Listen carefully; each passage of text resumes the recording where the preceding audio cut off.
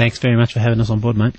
There are 3 big stages, according to you, that we go through, and we have to go through that big thing called divorce. Yeah, but when we went through the research of the book, we found that the 3 key areas of, I suppose, and they're kind of linear in format. Where the first stage is we obviously decide, we're going to separate for whatever reason, and there's thousands of different causes where the couple decides, look, we're going to go our separate ways.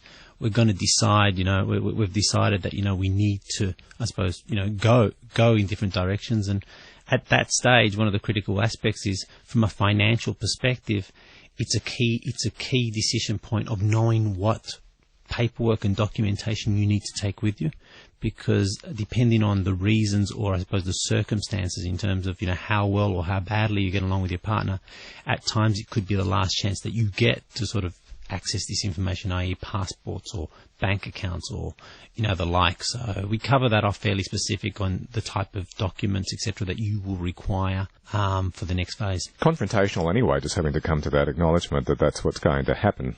Yeah. So many people's lives, and then disentangling. That's just a big challenge in itself. You just want to get out at the end of a relationship, and sometimes you do it to your own detriment. Yeah, look, that's hitting the nail on the head. We've actually got a mantra through the entire book, which basically says, our experience of helping couples through this financially is that, for whatever reason, and I mean, I think it's obvious once you go through it, is that when emotions are high, intelligence is low, and there's not many more emotional circumstances than, when, you've probably, been together for a while, and, suddenly all the hopes and dreams or all the plans that you made suddenly have to change because, circumstances have changed. So yeah, totally agree with that. How do you get around that? Look, a lot of it is getting perspective. A lot of the nerves that we found were there come from the point of view of, I don't know what happens next. The anxiety comes about through saying, it's not something that when we say I do, we expect it to sort of change. So we're, in a lot of cases, the couples that we've interviewed, when they've gone through that, a big part of the anxiety is, what do I do next? I mean, how do I do this? There's no real rule book apart from, there's the legal side, which is obviously, going to a solicitor and working that out. But there's no sort of game plan, and it's one feedback. We're working fairly closely with a lot of larger law firms at the moment, and they're actually using this book as a framework to at least guide their clients on what's coming next. So it couples up nicely with the legal process of it. Talking to Wilson Luna on ABC Gold Murray, author of Real Money Advice for Divorce. Anybody gone through that, where you just wanted to get out, and maybe down the track, even a couple of years later, you look back and thought, oh, geez, I just wish that I hadn't let this go, or I wish I hadn't made that concession in my rush just to put that behind me. How did it work out for you? Were you able to meet those challenges? Wilson, I just don't think you can blame anybody for wanting to put it all behind him. There's times when it's just too emotional, isn't it? Oh, absolutely. That's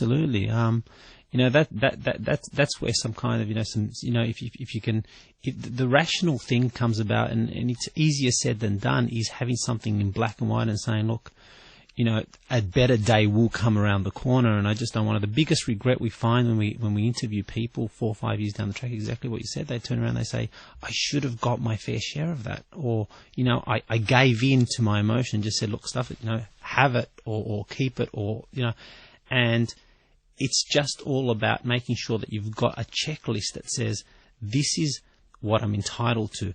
These are the options in which I can go for that, because a lot of people believe that it's only through the court system that one can gain their assets, and that's totally not true. It can be an out-of-court settlement. It can be even choosing your solicitors. There's the right ways to do it, and there's the wrong ways to do it. But because most of us never experienced that process, we're not sure how to do it. So it's that checkpoint of saying, how do you find that right solicitor, and how do you reduce your overall cost when you see them, making sure that you're prepared enough that you're not spending, large amounts of money getting your solicitor to do things that probably you could have pre-prepared yourself. So there's a lot of considerations there. Once you make some of these concessions, that can be it, done and dusted. Things like property, for instance. Maybe it can change a little bit when it comes to access to children. Is that right? Can you change things with children down the track? You can. Look, from a child support and a parenting plan perspective, there's always the chance of, there's always the opportunity to change it down the track. I mean, it's better to get it right up front, obviously, because at least that way, particularly if it's an emotional breakup, you probably will want to put a little bit of distance between yourself and your partner for a little while. It's probably usually the way that it works out. So you don't want to be changing it all of a sudden. You'd probably want to fix most of it up at that time, because you also don't want to be continually coming backward when, post the divorce. The one thing that you should probably be focused on is the next door that will open, or the next opportunity that, to I suppose start getting your life back together. So if we're constantly going back and rechanging things, we indirectly, we keep walking into that emotion once again of the whole process. So it is possible to change in that regard, but our suggestion is, you take a bit more time during that settlement period and make sure that both parties, as best as possible, get it right. But yeah, this is one of the reasons there was when we started writing the books. One thing that was short that became really I suppose stood out for us was that there was no money guide out there that related to the money aspects. There was a lot in the emotional side. There was a bit in the legal side, but there was nothing that was in black and white guiding people on how to walk through this process from a financial point of view. And that, it's just, we even looked at the Google aspect of it, because today, as we know, most people, when they're looking for information, they'll go through the World Wide Web, and we found that there's over 350,000 hits on trying to find information in this area per month. So we thought, there's obviously I suppose a need for people to access this type of information, and because of that, we've, since its release, we've just found, that even the legal profession and we're in chats with Relationship Australia currently to sort of try and do something to hopefully, ease the pain, or at least provide support mechanisms in that regard. So we're really glad that, it's helping people. Author of Real Money Advice for Divorce, Wilson Luna, with us on ABC Gold Murray. Your calls, 1300 147 222. Getting through a divorce and trying to make sure that you don't do it to your own detriment just because you want things to hurry up. Wilson, is divorce typically more costly for either sex? That's a good one. There's so many options today on how to do it, and just to I'll give you a little bit of a guidance, and this should only be used as a guidance, but generally speaking, look, you'll probably spend, if you do it out of court, etc., probably around about the $3,000 mark is a general guideline each person will spend on it. That's reaching a settlement outside of court. If you do decide to go down the court and you get to the consolidation conference stage, which is sort of, I suppose, a midpoint, you can roughly ballpark aim to spend about $7,000 each. And if you go the whole way, including, let's say, 2 days in court, etc., you can go anything up to $25,000, and the sky's the limit on that front, depending on, I suppose, the complexity of it, how many days in court.